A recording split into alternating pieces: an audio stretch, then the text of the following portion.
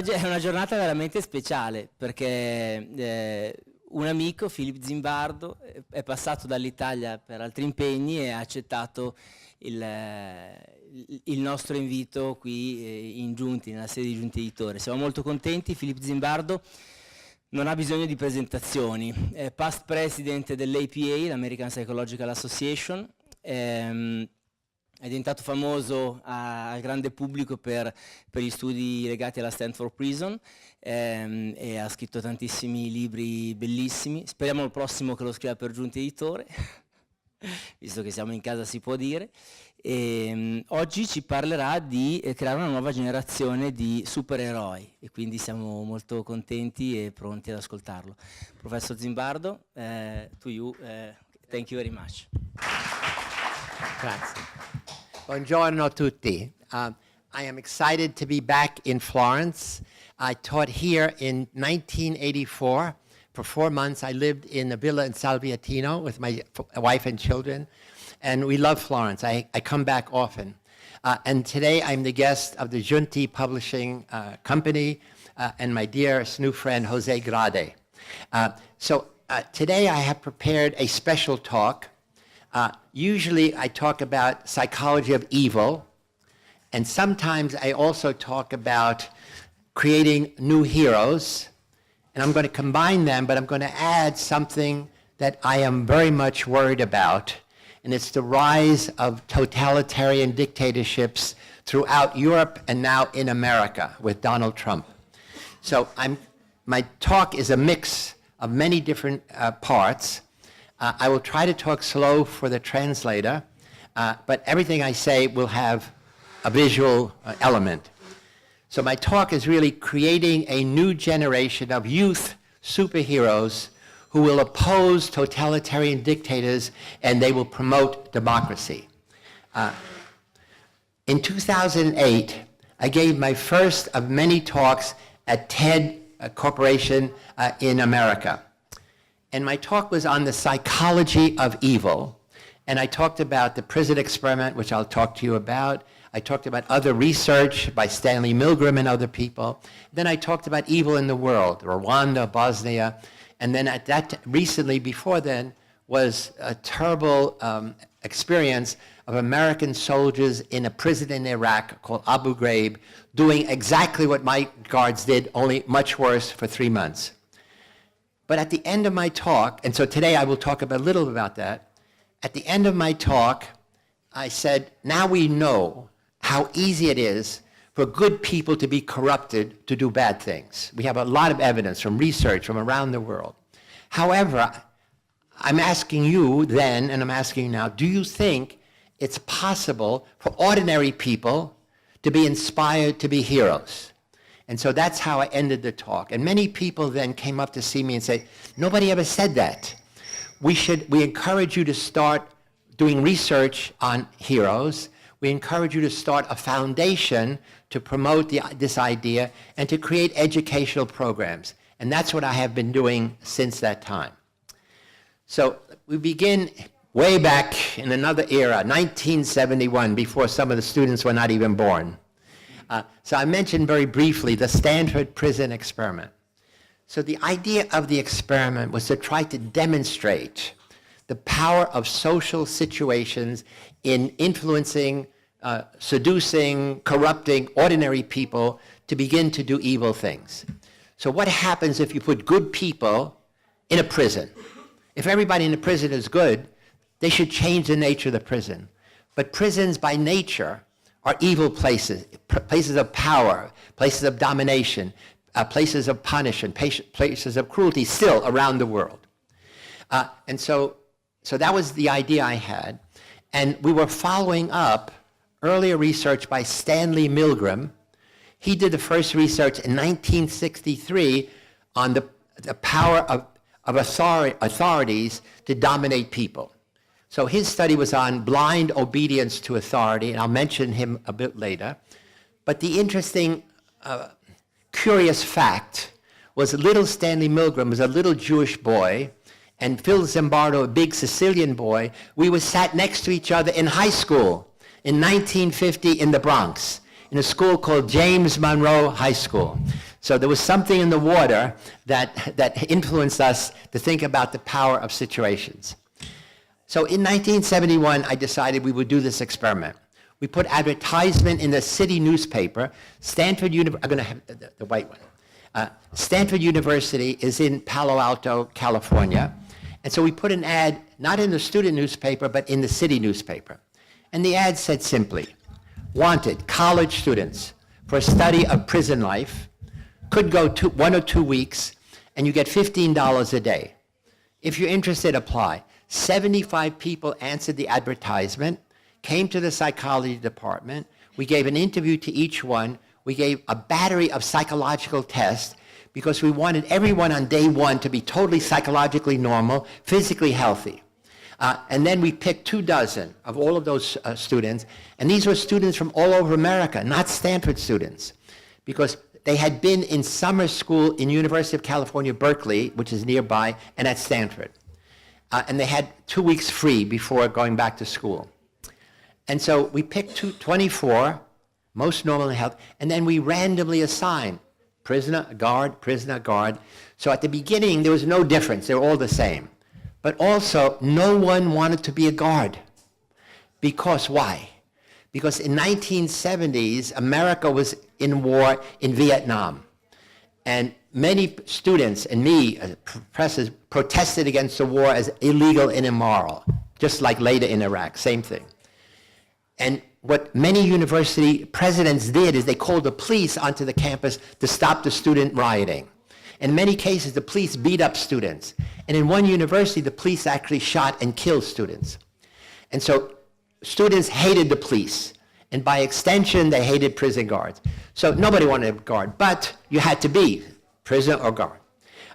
And so what happened was we wanted the guards to think it was their prison. So they came down Saturday, August 13th, 1971. They picked out their uniforms, military uniforms, symbols of power, billy clubs, whistles, handcuffs. And then we wanted the guards to be dehumanized. So everybody, when they dealt with the prisoners, had silver reflecting sunglasses, so you could not see their eyes. The prisoners were put in smocks with a number. So we took away their name. They became a number. They had to remember the number. They had to remember everybody else's number. The guards called them by the number. They became a number. So that's the first step in being anonymous. And then they were just in smocks. On day one, nothing happened because the guards felt awkward. But on the morning of day two, the prisoners rebelled. They said, we don't want to be a number. They ripped off their number. They locked themselves in the cell.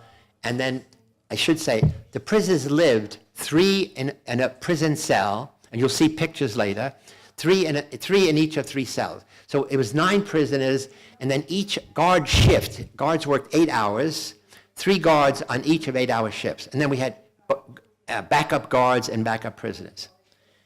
So when the riot took place, the guards physically suppressed it, actually beat up some of the prisoners.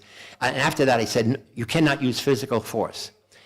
But then the guard said, these are dangerous prisoners. So on day 2, in the mind of the guards, these were not students, they were prisoners and they were dangerous. And they said, we have to show them who's in charge. We have to show we are the boss, that we have power and they have none. So each day thereafter, the guards were more and more extreme in how they suppressed the prisoners. In 36 hours, the first prisoner who was very rebellious was a freshman, a young 18 years old. He was prisoner 8612. His name is Doug Corpy. I still remember after all these years. He was the one who kept rebelling, and they kept putting him in a closet, like solitary confinement. They kept saying, to make him naked, take away food. And then when he kept doing it, they said, if he doesn't eat his food, the cellmates, the 2 boys in the cell, you don't get visitors. We had visiting hours from parents and boyfriends, girlfriends. We had a parole board hearing. We had a Catholic chaplain come. We made it very realistic. In fact, the boys who were going to be prisoners, we had them arrested by the real police in Palo Alto. So I tried to do everything I could to psychologically make it a functional simulation of a real prison. but something happened that ended the study after 6 days. In 1971, Phil Zimbardo conducted a revolutionary experiment here in the bowels of Standford University in the United States. It rocked the world of psychology. A group of students were divided randomly into prisoners and guards and lived in a makeshift jail. The prisoners immediately became submissive, and the guards became cruel. You're not only not getting a cigarette, but for as long as the cell's blockaded, you're... Within a week, Phil Zimbardo's prison was inhumane, and the experiment had to be cut short. So the study was cut short because it was out of control. After the first prisoner broke down, every day thereafter, another prisoner had an emotional breakdown, extreme stress, screaming, crying, out of control. So in 5 days, in an experiment, in the basement of a psychology department, 5 prisoners who we chose a few days early because they were normal and healthy were having psychological breakdowns. So we had to end the experiment. I didn't write a book about it.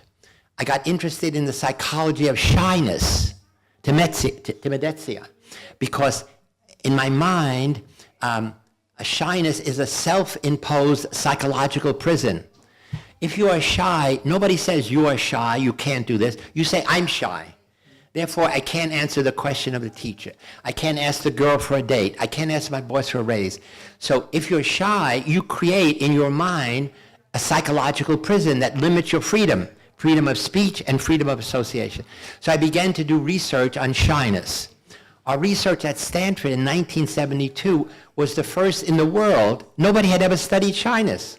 And then we created a clinic to treat shy students. And then we were very successful. And we moved the clinic into the town of Palo Alto. And now, 35 years later, our clinic is still operating. And it's still the only clinic in the world designed to treat shy people, adolescents and adults. Other clinics treat social anxiety. Other clinics treat social phobia.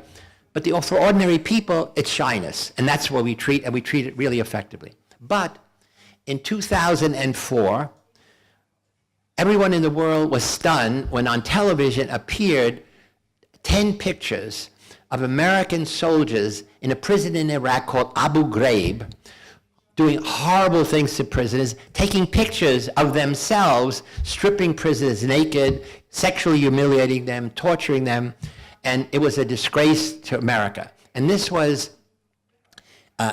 immediately after President George Bush went on an aircraft carrier and say, we have won the war, mission accomplished. Instead, the next day, Iraqi forces started bombing American jeeps and tanks and so on. So they arrested all the men and boys around any explosion. They put them in a prison called Abu Ghraib.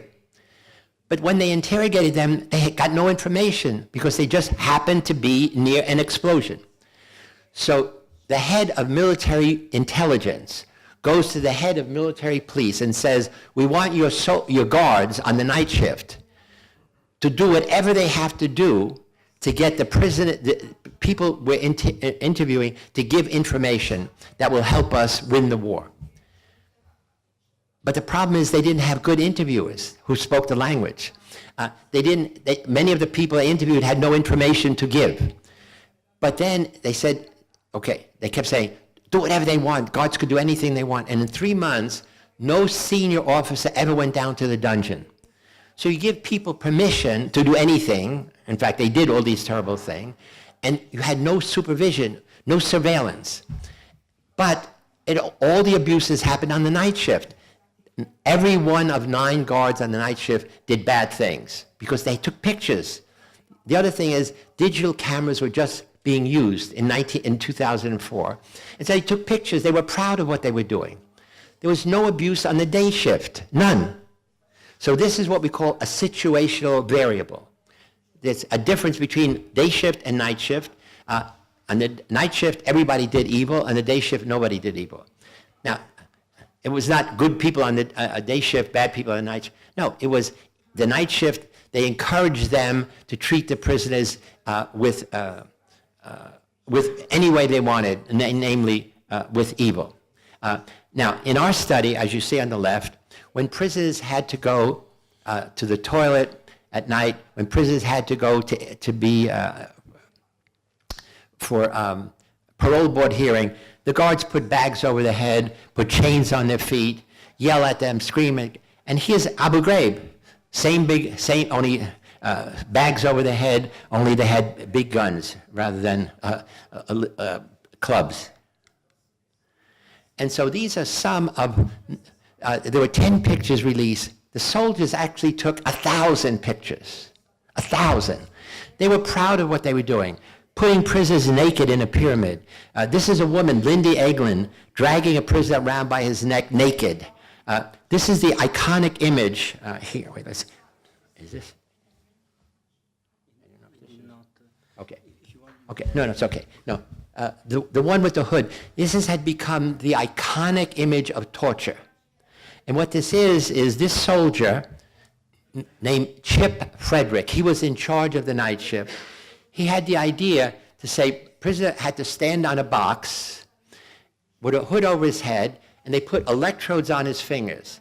And they said, when your legs give out and you fall off the box, you will electrocute yourself. You will kill yourself. And so now imagine you're in the hood and your enemy is your body, because at some point you're going to fall off the box. But of course, as you see, the electrodes didn't go anywhere. So they would laugh and say it's very funny. So this was psychological torture.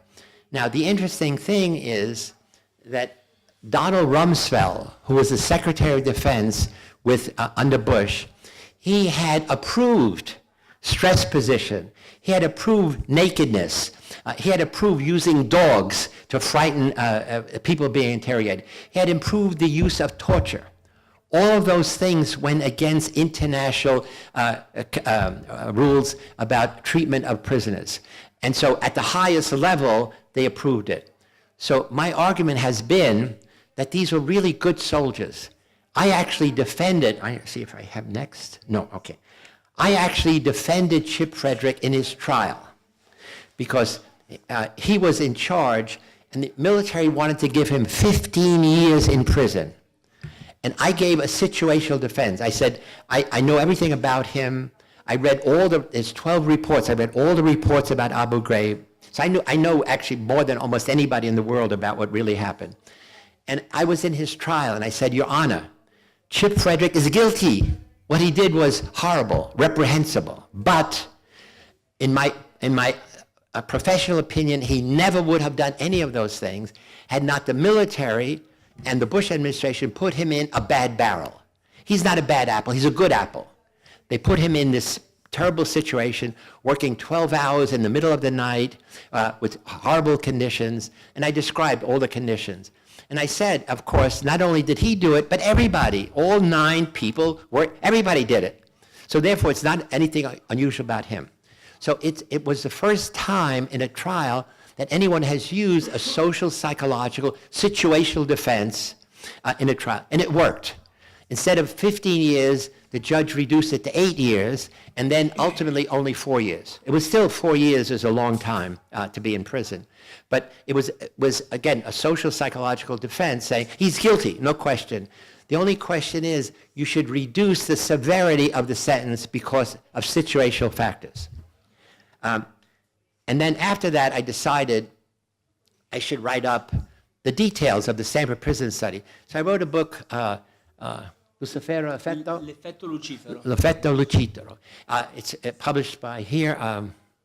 Who's the publisher? It's not important. Okay. Yes, Yeah, Cortina. Cortina. Anyway, so the book has a chapter on almost every day of the study, but then it also has 2 chapters on Abu Ghraib, it has chapters on Bosnia, Rwanda. And at the end, so really the book says, we're interested in how good people could turn evil. And so the book really is, it's become a classic. I say immodestly. It's in 25 different languages. People are reading it in high school, in philosophy class, in English classes. So I'm glad I delayed writing until I knew more about it. So the other thing I should say is, last year, the Stanford prison experiment was made into a Hollywood movie called The Stanford Prison Experiment, and I was a consultant. And about 90% of the movie is accurate. All the scenes in which the guards are abusing the prisoners are exact. The physical arrangement, they came to Stanford, they measured everything. They created an identical prison in a Hollywood studio. And then the actors were young, really great actors, and the director, Kyle Alvarez, a young man, was his first major movie. And also he did all of the editing. So it's really, really inspired. So here's a trailer for 2 minutes I think you'll find interesting. And it's available now in Italian.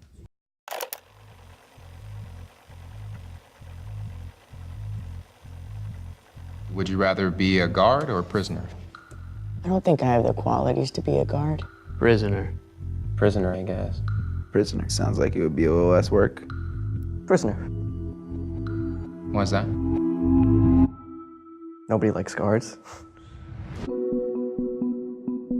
Good afternoon, gentlemen. This experiment will be an extension of my research into the effects prisons can have on human behavior. You're going to be pleased to know that you all have been chosen to be the prison guards. But under no circumstances whatsoever are you to physically assault the prisoners in any way.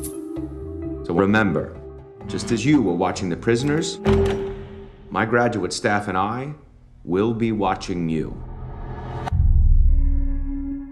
All right, gentlemen, we're gonna have ourselves a lot of fun. Rule number 1, prisoners must remain silent. This is an exercise period. Okay, is it just me, or are these guys taking this thing a bit too seriously? Why don't you give me 20 push-ups? Look at this guy. Thinks he's John Wayne or something. You address me as Mr. Correctional Officer. This might be an interesting 2 weeks after all. Why don't you make up your bunk, 8612? I did, Mr. Correctional Officer. Well, that's not what I see. Hey, what are you doing? It's just me now!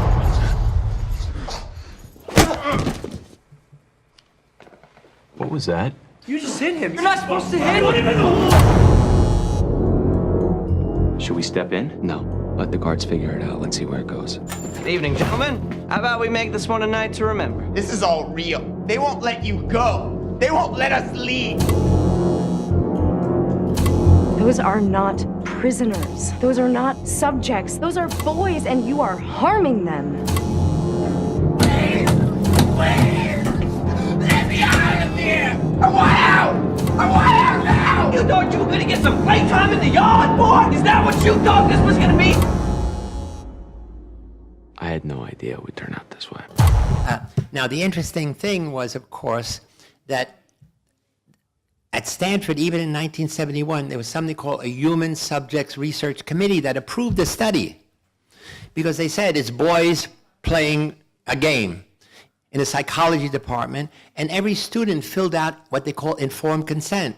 They said, some of you will be guards, some will be prisoners. If you're prisoners, you'll have minimally adequate diet, there will be stress, and everybody signed that. But no one could think about, including me, how extreme it would be and how quickly it would occur. So right-wing totalitarian governments are now flourishing in Europe and America. So what we saw in those boys, so again, these are boys who hated being a guard, but you put them in a uniform, you give them power, you put them in a situation, and they become sadistic, brutal guards who knew at some level the others were students like them. By a flip of the coin, they could be wearing the dress and not the uniform, but it didn't matter. So again, we have to appreciate how social circumstances, social situations can influence the way we think. And this is what I'm saying now. So I'm trying to extend some of the basic lessons of our study to what's happening around the world. So in many places in Europe, for 40 years, you lived under the scourge of Nazi fascism and then 30 years of communism, and dominated for 3 decades. But this is happening now in various ways. Our program that I'm going to talk about, our Heroic Imagination Project, curiously is most popular, is the most best program is in Hungary. But now in Hungary, there's a very strange political phenomenon. 20% of Hungarian people, 1 out of every 5, vote for the fascist party called Jobbik. Jobbik is publicly anti-Semitic, anti-homosexual, anti-everything. And so Viktor Orban's party is right-wing, but they say, you know, we're not as bad as them.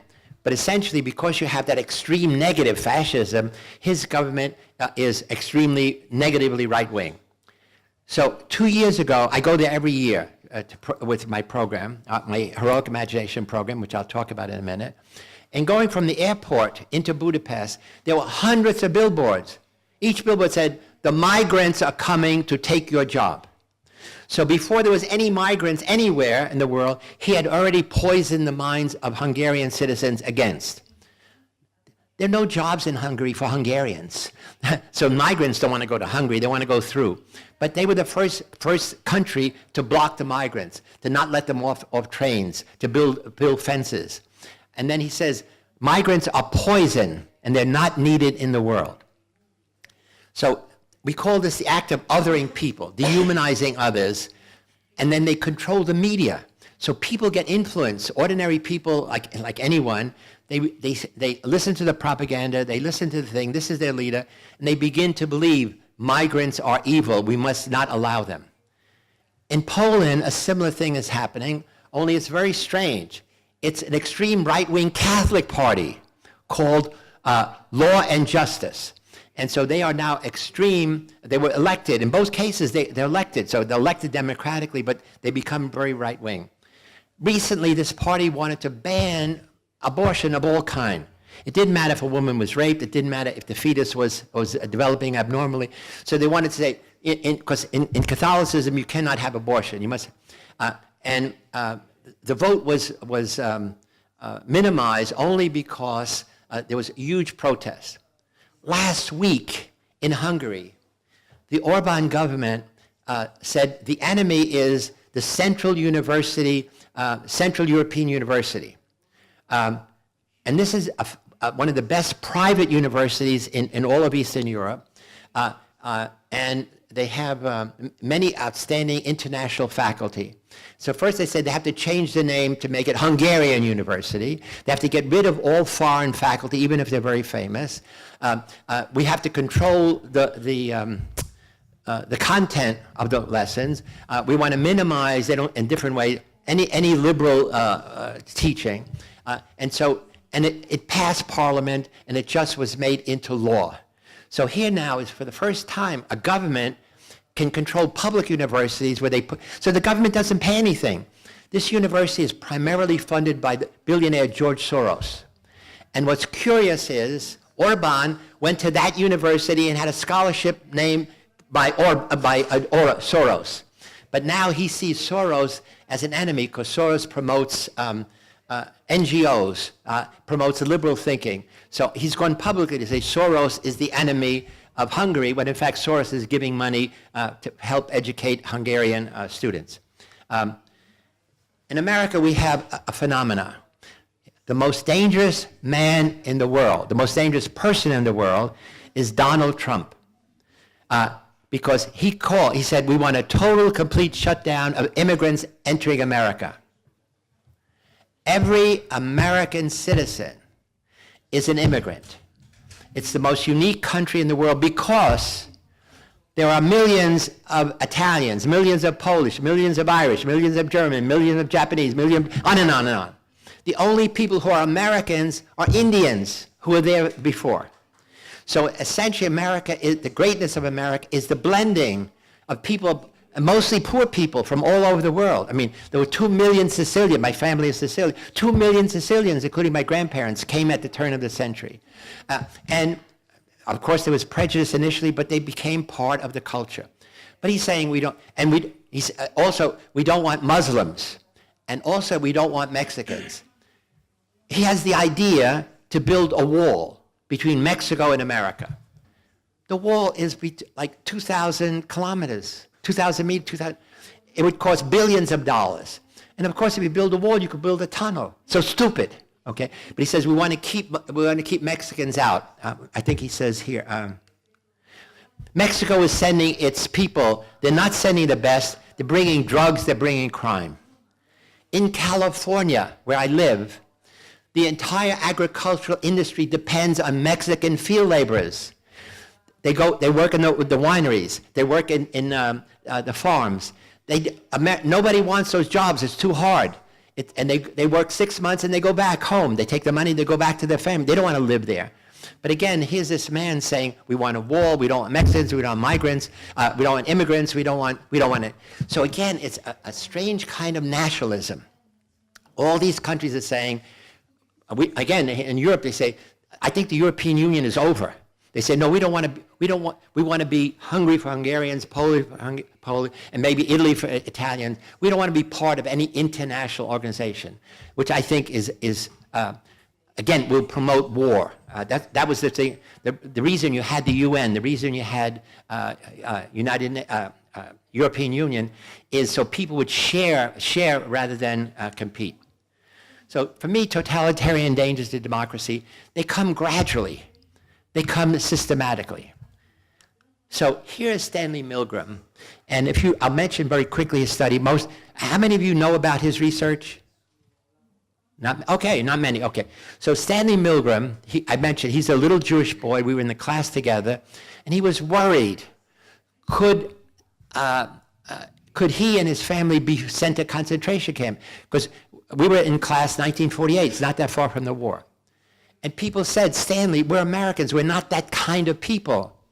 And he said, as a little kid, I remember, how do you know what you would do until you're in the situation? When you're not in, everybody says, I would be good. But now when you're in the situation, you're influenced by other people. So he did this research on blind obedience to authority. And in the research, he was at Yale University, which is in New Haven, Connecticut, on the East Coast. Stanford is on the West Coast of America. He put ad in the paper, we want men, no students, men ages 20 to 50, adult men. And in an experiment on memory, we want to help people improve their memory. That's good, everybody's interested in improving memory. So when they came to the experiment, there were two people, two men, and he said, one of you will be a teacher and one of you will be a learner. The teacher will give the learner something to learn. When the learner gets it right, you say, good, reward. When the learner gets it wrong, you punish. How? You press a button. There's this big box in front of you, big shock generator, which had 30 switches. Each switch increased by 15 volts. So the first switch was 15 volts, and 30, so forth. And so when it begins, the student who actually works with Milgram, he's a Confederate. He pretends to be a participant. He begins to make mistakes. And the teacher shot 15, 30, 45, so. And when he gets to 100, the learner begins to scream, I have a heart, I don't want to go on. And he yell higher and more and more and more. People are good. They turn to the experimenter, and the experimenter has the white lab coat. They say, sir, I don't want to continue. The parent says, you don't understand. You have a contract. You must go on. And so would they go on? Milgram asked 40 psychiatrists in the Yale Medical School, what percent of all American citizens would go the extreme 450 volts? On the box it's XXX. And they said only 1%, because if you did that, you would be a psychopath. And in every nation in the world, only 1% of all of its citizens, in Italy, Germany, whatever, are psychopaths. In fact, 2 of every 3 people, these adult men, went all the way to the end. 65%. That's astounding. Nobody could believe it. The study has been repeated in France and other places. And so my research built on his research, because in his research, it was all about one authority saying, do bad thing. In the prison study, nobody told you to do anything bad. I just said, maintain law and order. But you were playing a role, and in your role, you know to be a prison guard is about power. So evil is about the intentional use of power to harm, to hurt, suppress other people. But one of the things I say, the most important message from the Milgram study is, all evil begins with 15 volts. When you press the first button, you're on what I call the slippery slope of evil. Because you know in your mind, Why would there be 450 volts if they didn't expect somebody to go there? So essentially, you should say, I refuse. Milgram tested 1,000 people. No one refused to press the first button. Obviously, 1/3 refused to go all the way to the end, but many of them went 200, 300, so you still were giving pain to this other person. So I want to argue that just like in the Milgram study, good people in the study did bad things, really hurt, they thought they were harming somebody else, because they were gradually induced. 15 volts is nothing, 30 volts is, and then it got more and more. So I created an equivalent of Milgram shock box I call totalitarian shock box. And this is my sense of, this is how a government, any government in the world, gradually gets its people to agree with their policy. And at the end, it's horrible, but when you begin, it's not so bad. So this is, I created this with a Hungarian student. We worked together, Adam Molnar.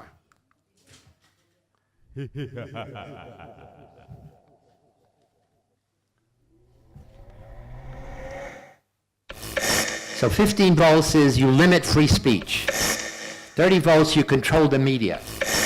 The next is you control the judiciary.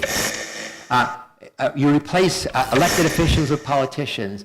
You imprison anybody who criticizes you. You suspend elections, military and religious rule, and then in the end, total political domination. So you start very little. People get used to this. And this is built exactly what the Nazis did with the Jews. It'd be 15 volts for the Jews, you had to wear a yellow Star of David. Not so bad. Then, the next thing is Jewish children couldn't go to school. Then the next is Jewish couldn't get jobs. The next is Jewish had to live in the ghetto. So it was gradual, and people just got adjusted to it. They said, no, this is terrible, but everybody in your mind said, it won't get worse. The point is it will get worse because in the mind of the dictators, they know that there's the 450 volts that they want to get to. So there are 4 challenges that I see, especially for you, all around Europe. I call these porous border challenges. The border of every nation is now porous. And again, these governments want to reinforce those borders. There is an expanding inequality gap between the very few rich and the many poor. In many nations in the world, they are eliminating the middle class. Every year, there is a greater gap between the very few rich. Typically, the 1% of the rich have more money than 50% of the rest of the population in the world.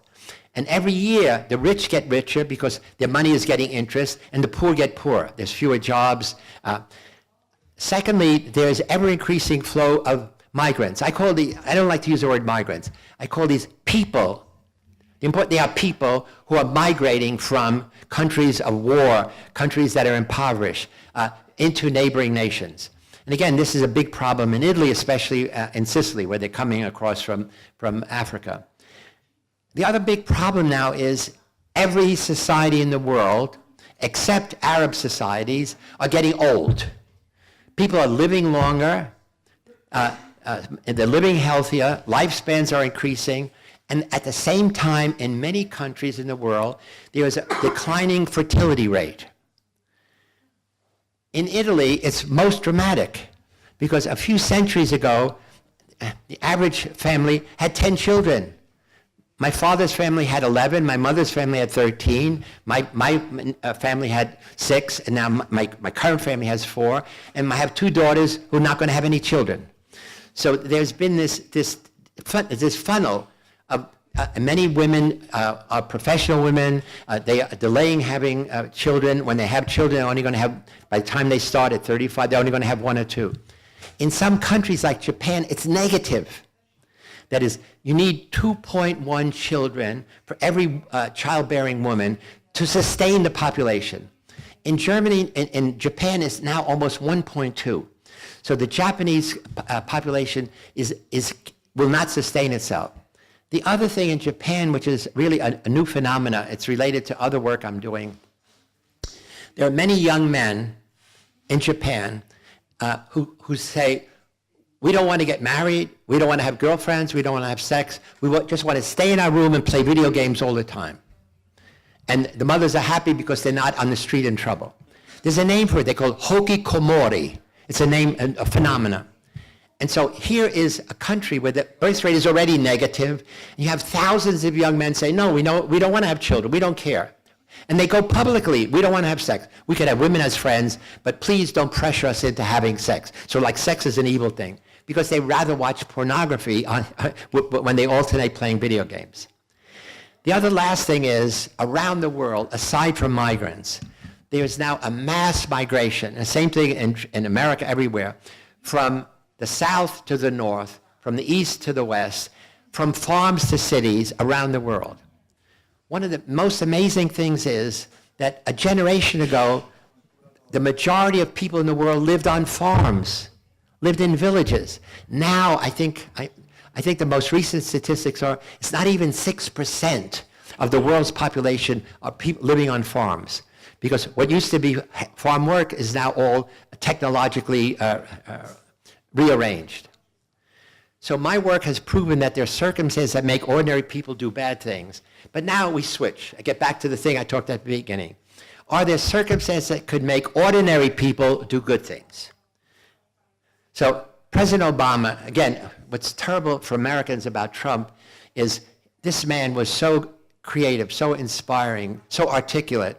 And this other guy is like a child with a bomb, a child with a machine gun.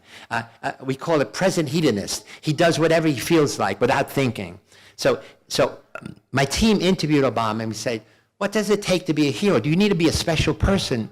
Because the old idea of heroism was, heroes are rare, heroes are unique. And he said, no. Here's what he says. You know, what's remarkable about history is ordinary people doing extraordinary things. Last year Rosa Parks passed away, and I remember sitting on this stage with world leaders and Bill Clinton and senators and governors and thinking we were all paying homage to a seamstress who had transformed the country and helped transform the world. We never know sort of how our actions are going to ripple over time. But each of us can take some responsibility for making sure that we are pushing a little bit in the direction of justice and in the direction of equality and the direction of tolerance. And when we do that, we may surprise ourselves with the amount of influence that in fact we have just by standing up or speaking up. What's interesting about this interview is his message is exactly the message that my Heroic Imagination Project has about the importance of each person making a small difference. Now, he mentioned something called a ripple effect. That really means like if you have a lake flat, you throw a pebble in and you see the ripple go. The two other things I didn't mention about the Milgram study, which is the most important finding that nobody talks about. Milgram tested 1,000 people and he made many variations. They didn't do all the same thing. So in one group, you come in and they say, we didn't finish the other subject. So just sit and watch. And what you see is somebody like you go all the way to 450 volts. Okay, now it's your turn. Or you come in and they say, we're running a little late. You see somebody like you say, I quit, I refuse. What difference does that make? When you see somebody go all the way, 91% go to 450 volts. It goes from 65% to 91. When you see people rebel, they have a positive ripple effect. Only 10% obey, 90% refuse. So this is a powerful ripple effect. When you do something bad, evil, when you cross the street against the light, whatever you do that's negative against the law, when other people see it, they reproduce it. When people see you do something charitable, something compassionate, something kind, something heroic, then you promote that positive ripple effect. So that's one of the things he's been saying. No, and now here, so who was Rosa Parks? Rosa Parks was a seamstress, meaning she made dresses for rich people in the South. And one day she's riding the bus, and in those days they said, white people, colored people. Black people, they call colored people. You had to sit in the back of the bus. One day she said, I refuse. I'm not going to sit in the back. I paid the same money as white people. I'm going to sit here. They arrested her. They sent her to prison for not sitting where she was supposed to sit. and she became prisoner 7053. But she became the symbolic representative of civil rights against injustice. And because of the action of this one woman, it changed the law in the United States. So there's no more segregated transportation. So he's saying, here's an ordinary lady, a seamstress, who was willing to stand up, speak out, and say, I refuse to do what everybody has been doing. Because after a while, everybody gets you. If you're a white person, you sit here. So no white people sit back there. If you're a black person, you don't sit here, you sit there. Now, another one of my favorite heroes is this woman, Irina Sendler. In 1943, in Warsaw, the Nazis rounded up 400,000 Jews from all over Poland and put them in a ghetto, meaning they built 10-foot-high brick walls around many, many blocks, and they put all the Jews in this place.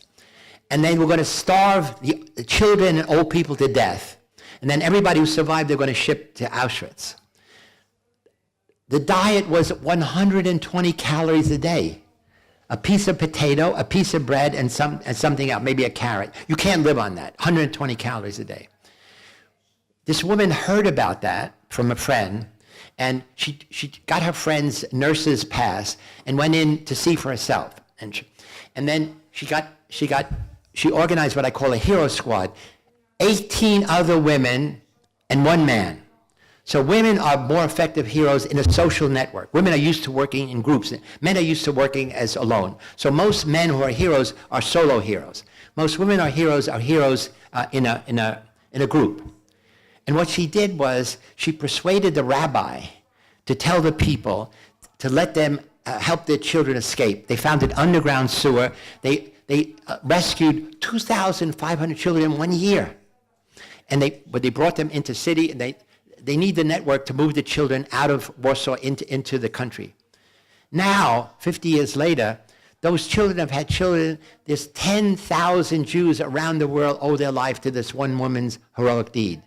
Now, the interesting thing was, when the war was over, she didn't become a hero because the communists were really anti-Semitic. So when the communists came to Poland, they were really ruthless. Polish people suffered the worst under the Nazis and worse under communism.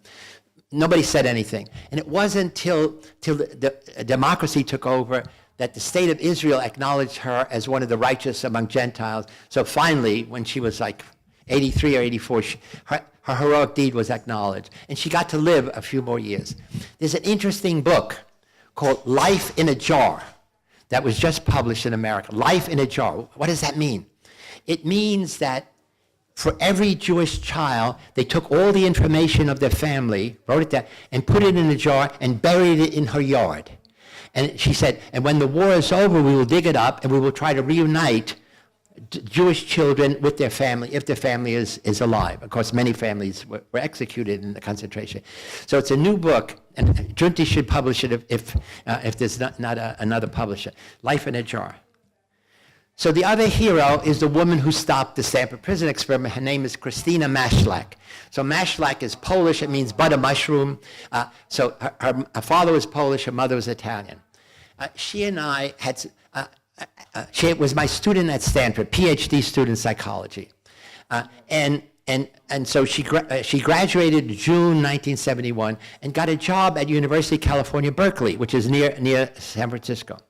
And we decided we were going to live together for a while. See if it worked, we would get married. If not, then we'd just be friends.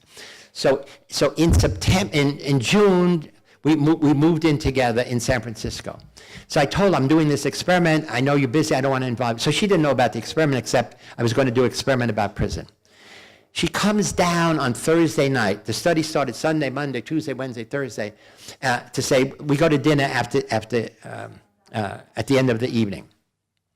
When she comes down, she looks through and she sees the guards putting the bags over prisoners' head, chaining their legs together, hitting them, cursing, yelling, humiliating. And I say, oh, look, for me, it's a check mark. 10 o'clock toilet run, no big deal, because I see it every night.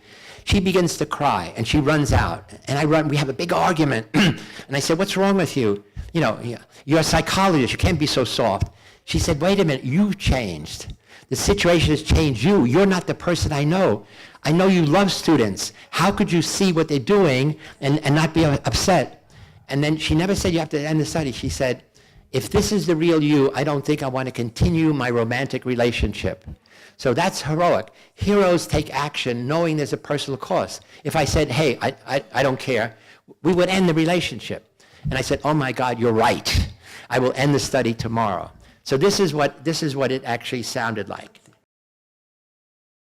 Fifth day of the study, Zimbardo invited his girlfriend, recent psychology graduate Christina Maslach, to visit the mock prison. I had heard bits and pieces from Phil about what was going on. And then when I was down there that evening, it really was kind of a wow. The thing that really got to me was when some of the guards took the prisoners down the hall to the men's room. She looks out and sees a line of prisoners with paper bags over their heads, each one holding the other one's shoulder. And they're leading him down the hall. And Phil comes over and look, you know, my God, look at that. And I looked up and something about it just, you know, again, it was the dehumanizing, demeaning kind of treatment. I couldn't watch it. And she said, it's terrible what you're doing to those boys. And she got tears in her eyes. I said, what? And she runs out. And I'm furious. I'm saying, look, this is, I run outside, we have this big argument. I'm saying, look, this is dynamics of human behavior. Look, it's fascinating, the power of the situation. So I'm giving her all the psychological basis, and what kind of psychologist are you? You don't appreciate this. And she said, I don't understand. You're a stranger to me. I don't understand this. How could you not see what I see? I mean, you're a caring, compassionate person. I know you from all of these other things. Something's gone wrong here. And then the next thing she said, which had an equally big impact, is, I'm not sure I want to, have anything to do with you if this is the real you. And that was like a slap in the face, because what she was saying is, you've changed. The power of the situation has transformed you from the person I thought I knew to this person that I don't know. And at that moment I said, wow, you're right. We got to end it. After only 6 days, Dr. Zimbardo shut down his experiment. So before I go to the Heroic Imagination Project, what was I going to do to this challenger of my authority? We got married the next year at Standford. We have been married 45 years in August, and we have 2 wonderful children. And as I said, and in 1984, we lived together at Stanford in Florence in Villa Salviatino. So I created in 2008, after my talk at TED, something called Heroic Imagination Project. And I have cards here if you want to get more information. Our website is heroicimaginationproject.com. It's a nonprofit organization that uses social psychological curriculum. We have 6 lessons that I have created with my staff to train young people, high school, middle school, and now in corporations to train leaders to be heroic leaders, how to do what Obama said, how to stand up, speak out, and take wise and effective action to change the world for better. So this is a wonderful cartoon. So again, I believe cartoons should be the new direction for influencing people. A student in Poland made this. It's 1 minute and 30 seconds. It introduces our program, then it introduces the first of our 6 lessons. One lesson is how to transform passive bystanders into active heroes. Another one is how do you transform people who have a fixed, static mindset into a growth, dynamic mindset? How do you transform prejudice and discrimination into understanding and acceptance? How do you transform negative group conformity into positive group conformity? So we have these lessons. Each lesson is 20 or 30 pages with all scientific research for the teachers, visual presentation, response forms for the student. So we license our program to corporations, sometimes to whole countries, like all of Hungary, all of Poland. And then I go around the world, I do the training. I train the teachers how to deliver the lesson. I train trainers how to deliver it. So this is this wonderful little cartoon. Hello, I'm Phil Zimbardo, president and founder of the Heroic Imagination Project. Our main focus is promoting the idea that heroes are ordinary people who take extraordinary action in challenging situations in their lives. Effective heroes do the right thing when other people are doing the wrong thing, or more often when they're doing nothing, and also to expose evil in all of its many forms as a whistleblower. We believe heroism begins in the mind, begins with thinking about yourself as a hero, thinking about yourself as having an inner hero that we will help express through our lessons, our ways of rethinking the nature of good and evil. Transforming bystander apathy into heroic action. Bystander apathy is what characterizes what's known as the bystander effect. In emergency situations, the more people present, paradoxically, the less likely anyone's to help. That's called the bystander effect. It was generated many years ago by the brutal murder in New York City of the woman Kitty Genovese, where many people heard her screams and did nothing. As soon as one person helps, then in seconds, that help is expanded. Our message is, be the one. Be that person who ignores the social norm of doing nothing and creates a new social norm of doing something. So again, what's unique about our lessons is that they're all organized around videos. Young people live in a visual world. So essentially, it begins, for example, with this lesson. We see a train station in London, Liverpool Station. There's a woman lying on the steps, seeming unconscious. A clock starts, and the question is, how long before anybody helps? In 5 minutes, 35 people pass within a foot, and no one helps. So the teacher stops the video and says, what are the people thinking? Why are they not stopping? What would you do? Everybody says, I would help. What's the difference between being in a situation and looking in? That's what Milgram said. If you're in the situation, your behavior is controlled by social norm. As soon as 2 or 3 people do nothing, the norm is do nothing. When nobody is there and you're the only one, the norm is do something. And then we show the next video where somebody helps. In 6 seconds, a second person joins in. So again, throughout, we have the videos. We say, when should you help? When is it dangerous to help? Well, sometimes it could be dangerous. What do? You still do. You call the police. You call the fire department. You call many people to help. So we always say we want you always have to act, but we always want it to be wise and effective. So a hero acts on behalf of others in need or in the defense of a moral cause. Heroes are usually modest and humble. The problem is, what's special about heroes is there's a cost. In the military, here you could die.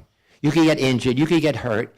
If you're a whistleblower, you could lose your job, not get promoted. So altruism is heroism with no cost. You give money to charity, you give blood to blood bank. The difference is you give an organ to a stranger. That's heroic. There's a big cost. So heroes are usually ordinary, everyday people whose actions in challenging situations are extraordinary. But what's wonderful about heroes is they create a positive ripple effect on others, on other people, and then on people throughout the world. So again, we say, stand up, speak out, stop hate. So since the Standford prison experiment, I've given up evil. No more dining in hell. My whole life is now focused, and it makes me feel much better, focus on goodness and promoting heroism in my new life. So when we teach the small things, we say, it's really doing daily deeds of goodness as part of being a hero in training. So we're not making you a hero, you are a hero in training, okay? And every day you're going to do something. So what do? In every situation you go in, you switch from being egocentric, meaning me, to be sociocentric. So every situation you go in, you say, I'm going to make someone feel special in this group. How do you do it? Easy.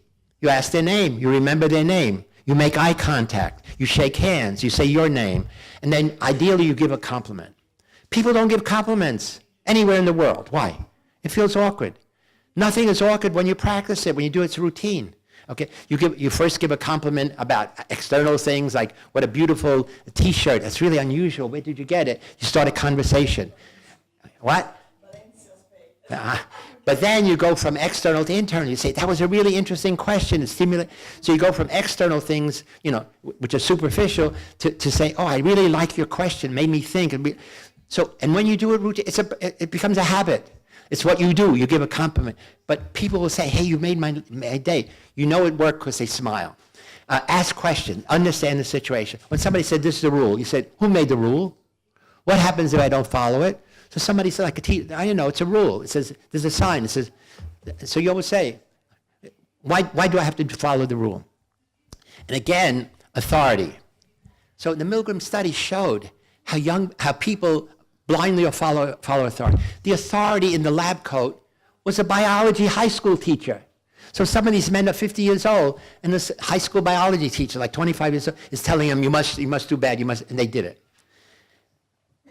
In every country in the world, we train children to be obedient to authority. Parents, teachers, priests, rabbis, politicians. Some of them deserve our respect, but others deserve our defiance. We know recently now around the world, Catholic priests for decades have been abusing children, literally raping children, including boys, in every country where there were Catholic priests.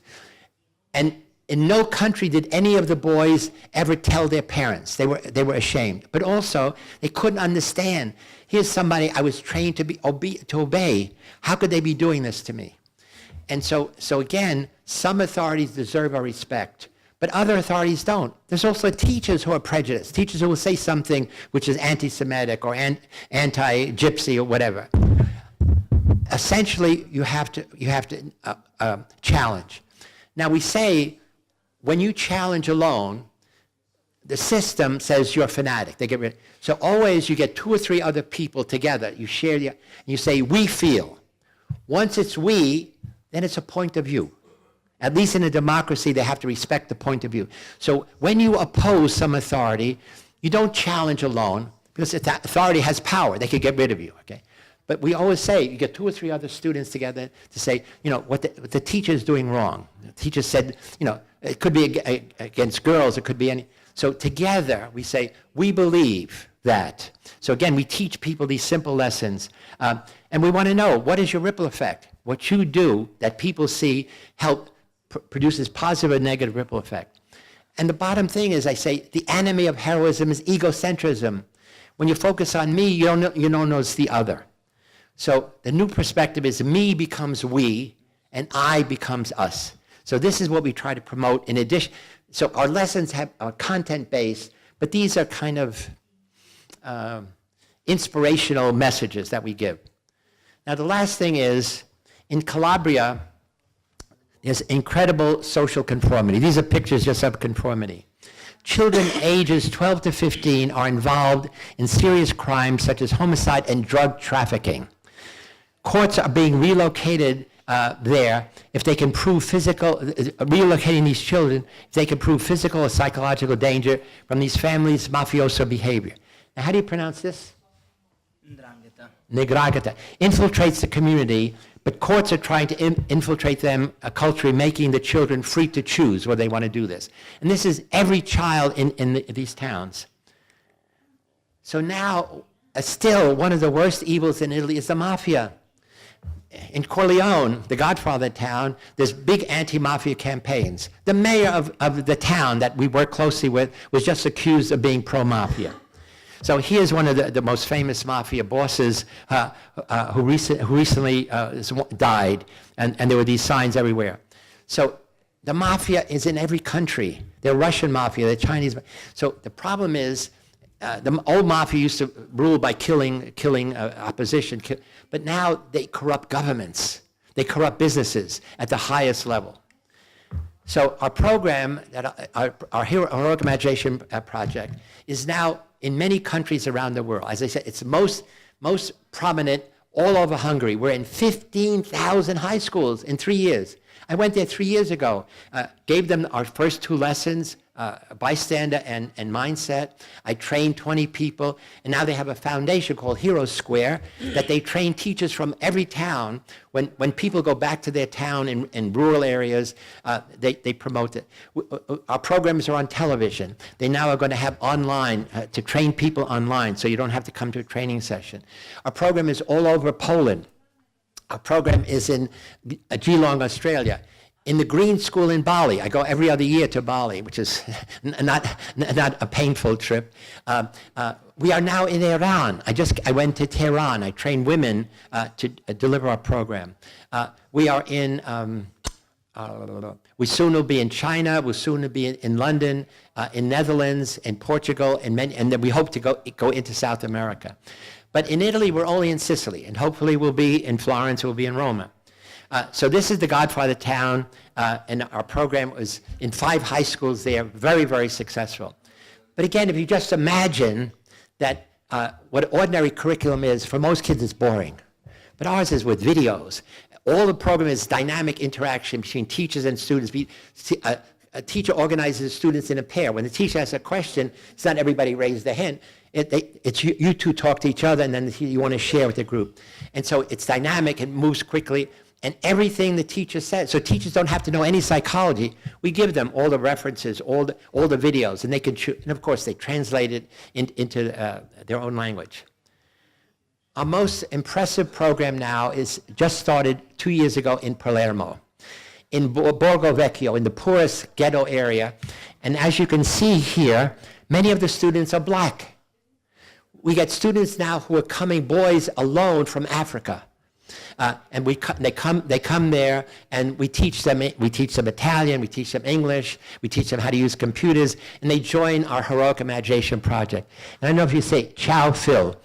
And so again, I go every year. I will go in June, and we usually give scholarships to go to college, to civilian college. But now this year, they're all writing essays and poetry, and every student who contributes is going to get some prize. And what we're hoping is many of these children will plan to go back to their country, whether it's Nigeria or whatever, and we hope they're going to bring back a positive message. So for me, what a brighter future looks like is peace replaces war, although there's war, it's still a danger everywhere. Compassion rules over fear.